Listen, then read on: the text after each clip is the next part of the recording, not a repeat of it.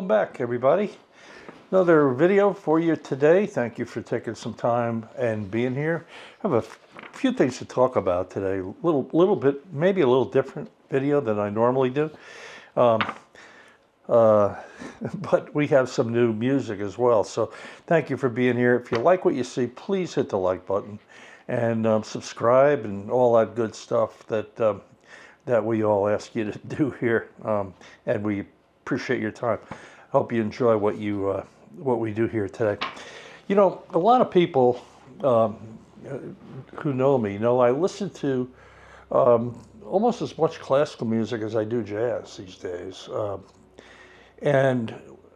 You know, I do spend some time with some other YouTube channels here on classical music. I'm going to link them below. A couple of them are really good. But at any rate, you know, a few things bother me. A lot of things bother me. But one thing that really bothers me is the term classical music. What does that mean? You know, I made some notes here. Wikipedia says it refers to the art music of the Western world.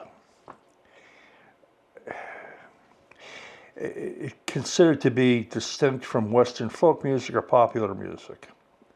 It sometimes distinguishes as Western classical music, as the term classical music can also be applied to non-Western music. You know, what is classical music? Is Duke Ellington not classical music? What does that mean? Why do we need to pigeonhole everybody in terms of a description? I guess it really bothers me. Maybe I shouldn't let it bother me. I don't know.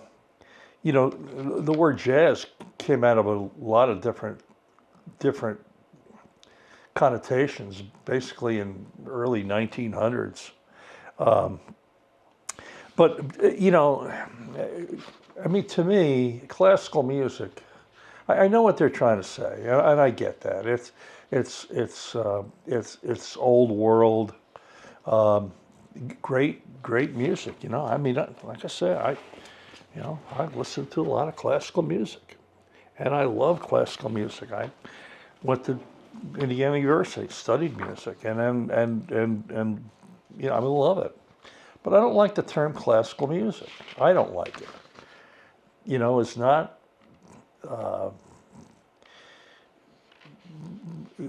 You should go back to Duke Ellington or Monk or Parker. It's a classical music. It's classical. You know, both musics are worthy of appreciation, certainly, and deserve the respect. But you know, there's a lot of differences in a lot of ways, and I don't know, I'm not going to keep going on this, but I think you know where I'm heading. It's interesting that you know most accomplished jazz musicians are well versed in many classical composers, and in fact studied classically, and that's how they got good on their instruments. A lot of classical players, they can't improvise, and they're in awe of a lot of the jazz players. It doesn't make one better than the other. It just makes it different. But you know, we have to give. I guess we like to give people terms and categorize things. But I don't know. Just think about it. It's something to think about. If anybody has any comments, please leave them. I don't want to start a controversy here, but classical music it's a very broad term, and to me, Duke Ellington is as much classical music. Parker, Benny Carter, Lee Morgan, Clifford Brown. I could go down the list. These are classic musicians. I guess it depends on the definition. But at any rate, let's leave that alone for now. A couple things I want to show you and talk about. I recently came into a real great find, and I found quite a few OJCS, original jazz classic records from back in the kind of the early 82, 83, 84, 85 period, where these recordings from back in the 50s and 60s and 70s and early 80s were reissued under that series. Some great stuff I wanted to show you. I had some, as I talked about in the last video, I think, or maybe two back, I took some of these and I sent them off to Perfect Vinyl Forever. And I think I referenced this. Go back a video, you'll hear it. Because a couple of these came when I got them. They were good. They were in good shape. I'd say they were VG to VG plus. A couple of them were maybe VG minus. But when they came back, man, they were clean and they sounded really good. I just listened to these two again in the last 24 hours. And they are two Cannonball Adderley records.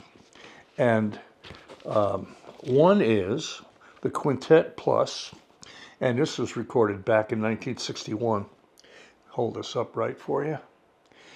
It's a Nat, of course, and Cannibal, Victor Feldman. It's the band they had with Wynton Kelly and Sam Jones and Louis Hayes. There's a couple DVDs of this out, by the way, in Europe that you can buy here in America. Great band. Louis Hayes is very underrated drummer, really drove that band. And Victor Feldman, the great pianist from the UK, really plays really well on this. And boy, I'll tell you, these sound really good. I'm not going to take both of these out, but you can't see this, but look at how clean this record is. I mean, it came back so good, and it sounds so good. It's the old Blue Riverside label, the Micro Groove record label from back in the 60s. And these records, I have to tell you, I've heard some reissues of these, and you know, typically I like reissues because the mastering that is done, pulling information out of the master in the reissue, a lot of times sounds better than the original because of the way the original was mastered. And a lot of people have gone into that. I'm not going to go into it here, but kind of was mastered for the equipment of the day. But now there's more information there that's being pulled out. It's really good. But these, I have to tell you, both of these. The other one is the sextet in San Francisco at the Jazz Workshop. And this, again, was done about the same time. But Yusef Lateef is on this. Cannonball love Lateef, as I do. Very strong player, tasty player. Really lyrical player. But he's got some force and some power in his playing, and plays flute and some other instruments. I think he plays flute on this recording as well. And this was done in the workshop, Jazz Workshop in San Francisco. Really good record. But you know, it's the old Riverside. This is just a really great record. But I enjoyed these, and these OJCs, boy, I tell you, you can find them. Pick them up. Some of them get a little pricey. Some of them are really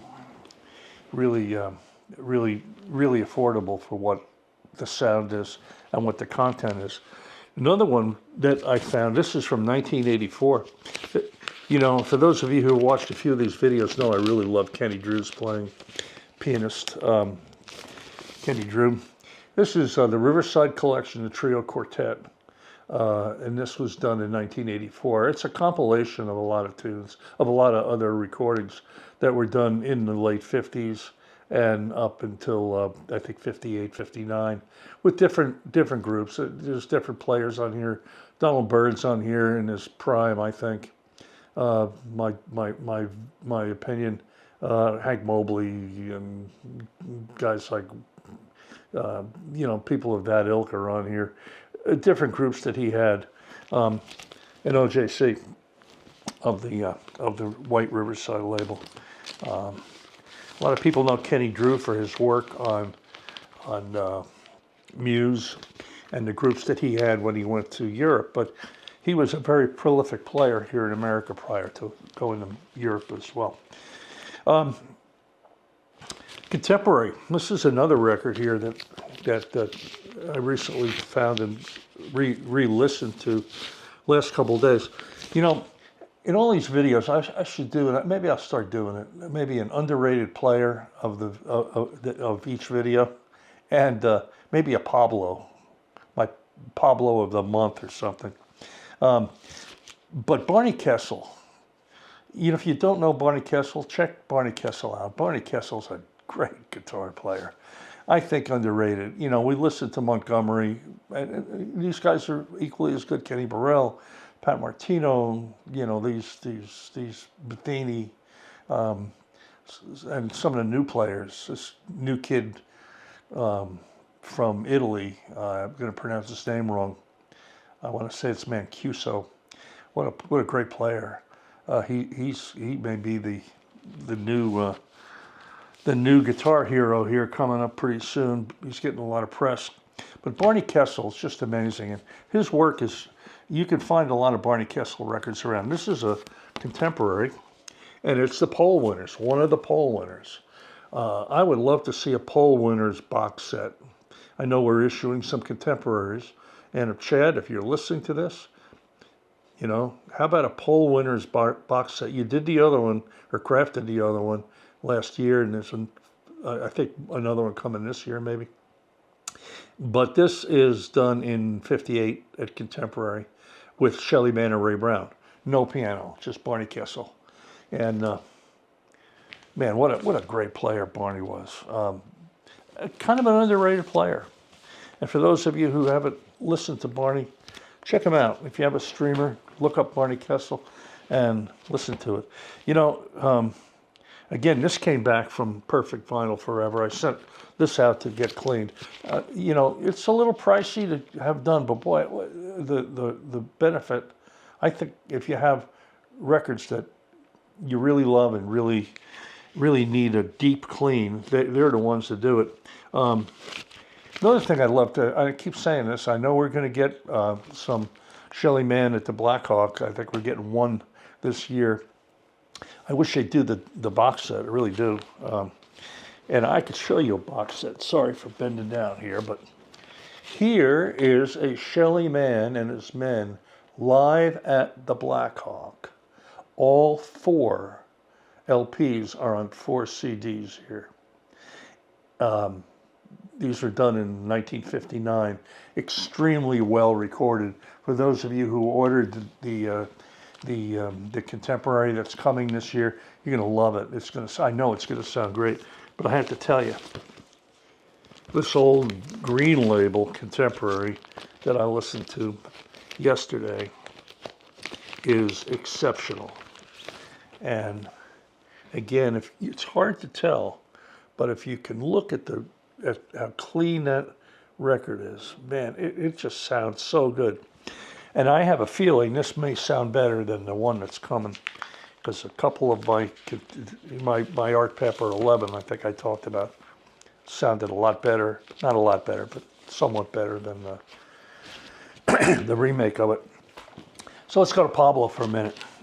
Those of you who know me know I'm a Pablo record fanatic, and I pulled a couple out here that I listened to that, you know, are not at the top of the everybody's top agenda when it comes to Pablo, but one that's really you ought to look out for is a Phineas Newborn on Pablo.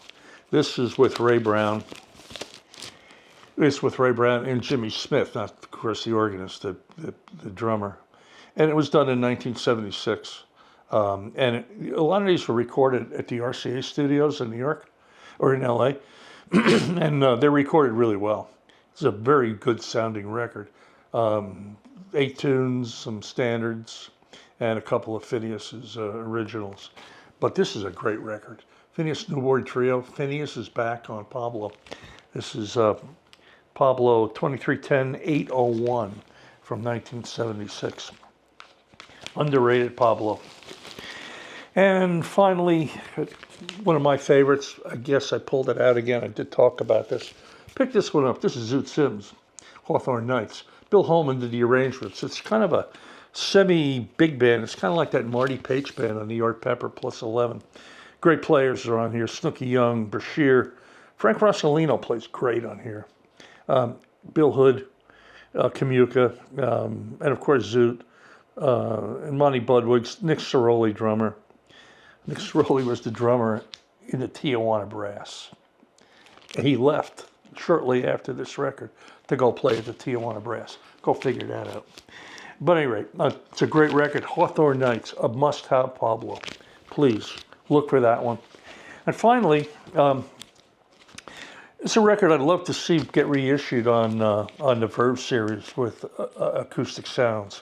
Chad, if you do listen to my videos, I don't know if you do or not, but if you do this record. This is Castle Rock with Johnny Hodges. And it's a lot of the players from the Ellington Band and some other people. It's a great sounding old deep groove Verve recording. If you listen to this, boy, you hear a lot of Charlie Parker. Parker loved Johnny Hodges. Just a really great record. It's worth doing, I think. I have another one that I'm getting this week that I ordered from Japan. Interesting grouping of musicians. I'm not going to talk about it till hopefully it'll be here for the next video. But I'd love to see you do this and the next one I'm going to talk about. But Johnny Hodges, what a great player.